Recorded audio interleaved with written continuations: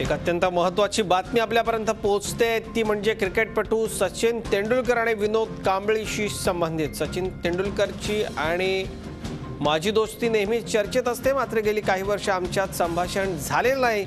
मी आणि सचिनने हॅरिस शील्डमध्ये केलेल्या पार्टनरशिपने त्याला ओळख मिळवून दिली आहे। सचिनला माझ्या विरोधात काही लोक भडकवत होते, त्यात त्यांना यश मिळाल्याचं सध्या दिसतंय, असं खुद्द सचिनचा एकेकाळचा मित्र विनोद कांबळीने म्हटलंय।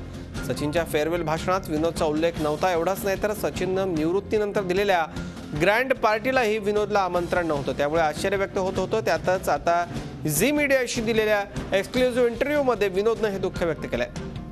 दरम्यान इमोशनल अत्याचार करणाऱ्या विनोदनं त्याची कॉलर ट्यून ही कसमे वादे प्यार वफा सब बातें है बातों का क्या अशीच ठेवली आहे।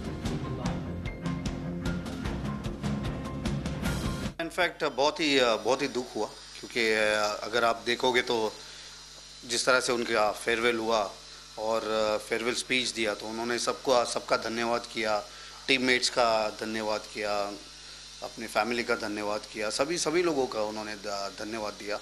लेकिन एक बंदे को मुझे लगता है कि वो भूल गया, जो कि मैं था, क्योंकि उसकी ज़िंदगी में अगर आप देखोगे तो मैं 10 साल से उसको जब 10 साल था तो तभी से मैं उसको पहचानता हूँ, उसको जानता हूँ, उसके एकदम करीब रहा हूँ और हर क्षण उसके साथ मैंने बिताए हैं। और इतना ही कहूँगा कि उसमें मेंशन नहीं हुआ, क्योंकि जो मैं इतना कहूँगा कि उसको जो थोड़ा याद रखना चाहिए था, क्योंकि जहाँ से उसने उसका करियर का टर्निंग पॉइंट था वो था हमारे जो वर्ल्ड रिकॉर्ड पार्टनरशिप हुआ 664 रन का, तो वो याद रखना चाहिए था। क्योंकि जिस तरह से, क्योंकि मेरे हिसाब से वो उसका करियर का टर्निंग पॉइंट रहा, क्योंकि अगर वो 664 रन की पार्टनरशिप नहीं होती तो लोगों को पता नहीं चलता कि कौन विनोद कांबली है और कौन सचिन तेंदुलकर है।